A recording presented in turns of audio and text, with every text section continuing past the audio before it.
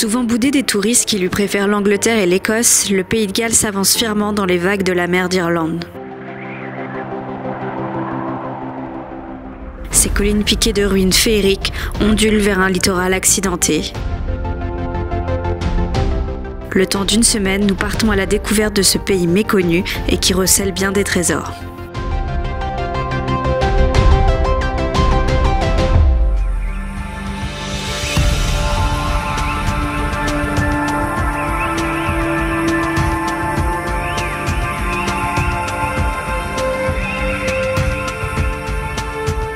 Pour rejoindre le Pays de Galles, on a pris un pass interrail et pas mal de trains pour aller de chez nous à Rennes jusqu'au Pays de Galles. Donc on a changé hier soir à Paris, on a pris l'Eurostar tôt ce matin et là on prend notre train pour Bath, notre première ville.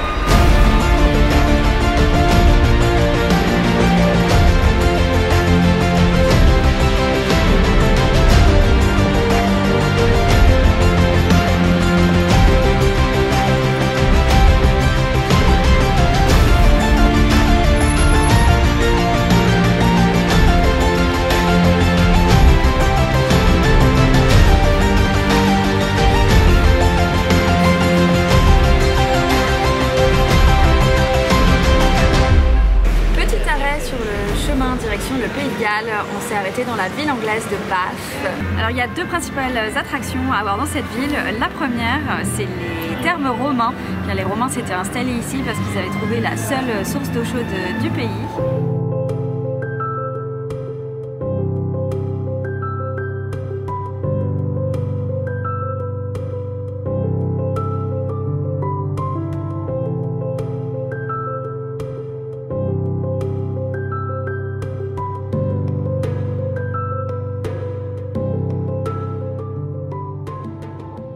Et la deuxième attraction, c'est qu'au XVIIIe siècle, toute la ville a été refaite un peu selon le même plan d'urbanisme, ce qui a laissé des magnifiques maisons qui ne sont pas sans rappeler les scènes de la série Bridgerton. D'ailleurs, c'est ici que ça a été tourné. C'est devenu un lieu de villégiature pour toute la noblesse anglaise.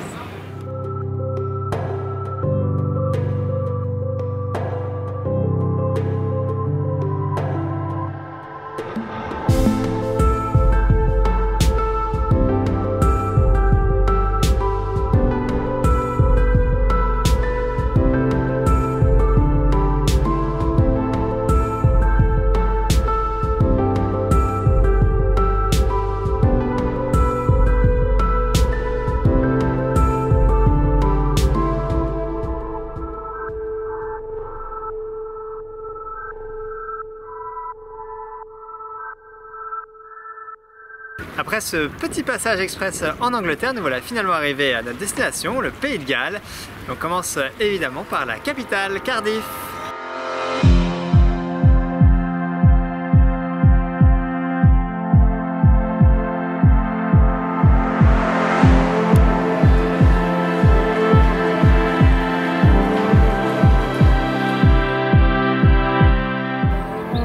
La visite de Cardiff par se rendre au château de la ville.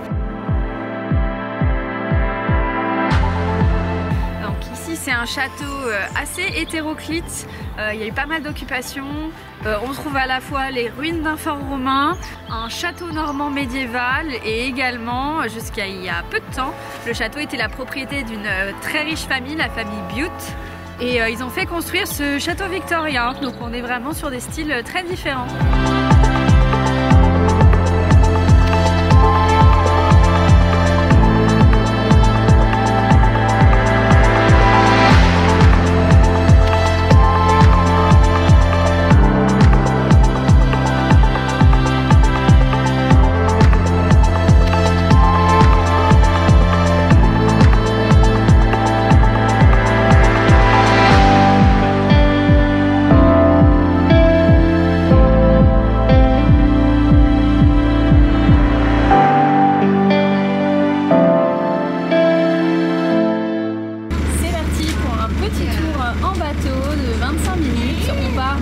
Du château de Cardiff pour aller jusqu'au nouveau quartier, celui des Quais.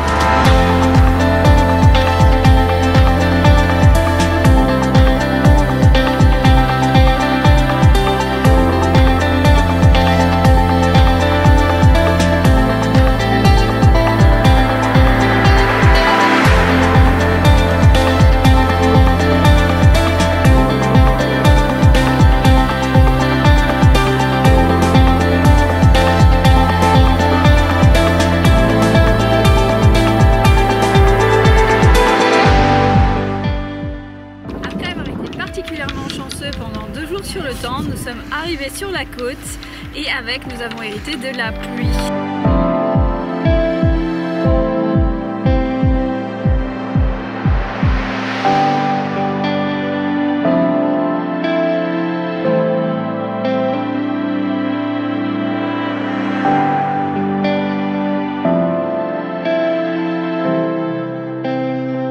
C'est donc sous le crachin que nous visitons aujourd'hui le château de Pembroke, donc un château très important dans l'histoire du Pays de Galles, puisque c'était un peu la forteresse qui permettait de tenir tout l'ouest du pays.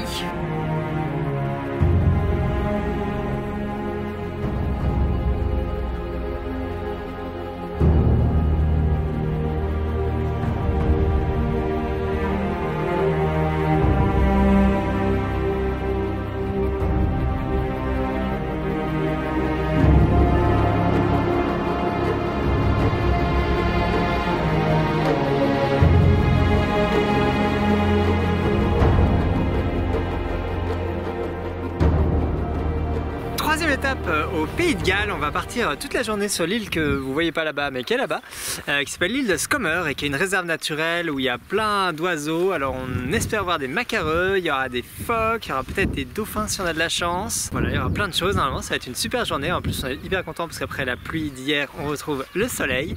Donc là on va partir pour 15 minutes de bateau et après on aura 5 heures sur l'île.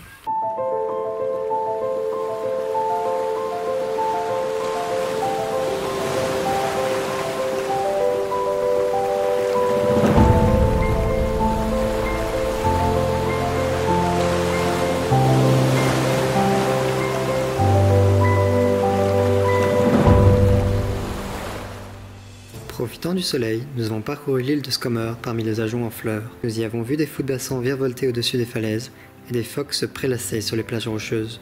Nous nous sommes fendus les paupières à tenter de déceler le moindre signe du perroquet des mers. Ce n'est qu'à la dernière minute, alors que nous attendions le ferry du retour, que nous avons vu, ou plutôt aperçu, notre seul et unique macareux.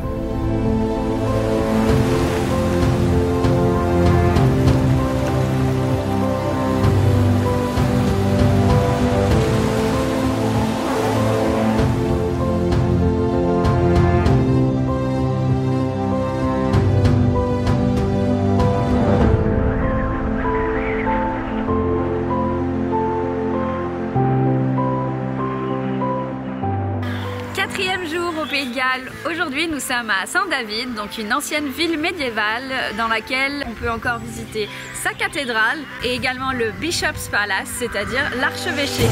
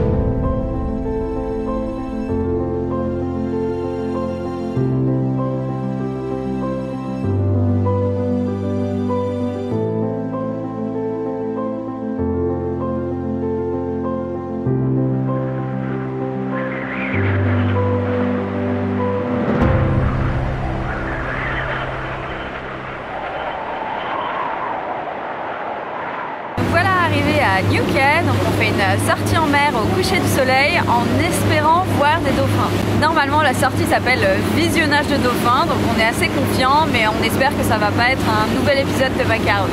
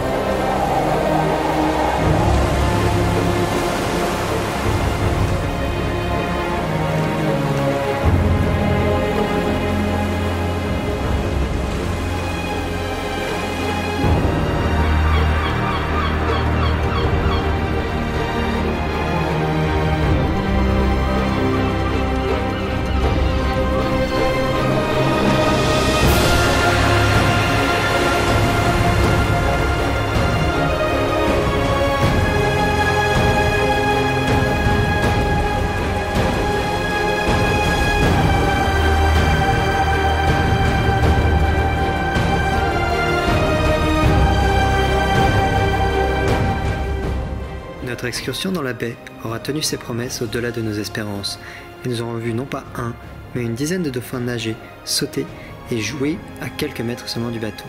Nous rentrons à Nyuki dans une lumière de soleil couchant avec de très beaux souvenirs.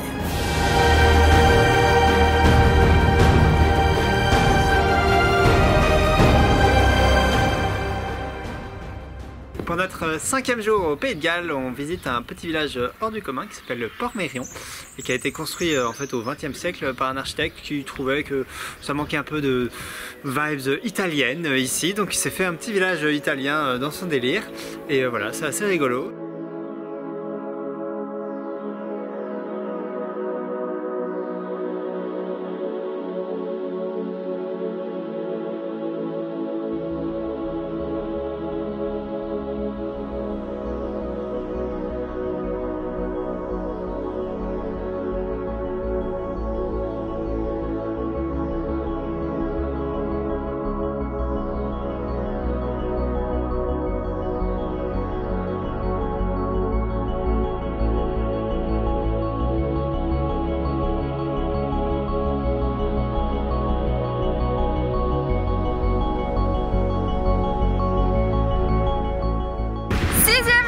Au Pays de Galles. Aujourd'hui on est dans le parc national de Snowdonia. On va commencer par une petite promenade parmi les montagnes et autour du lac. Ensuite on prendra le Snowdonia Mountain Railway pour monter au sommet, en haut du mont Snowdon, le point culminant du pays.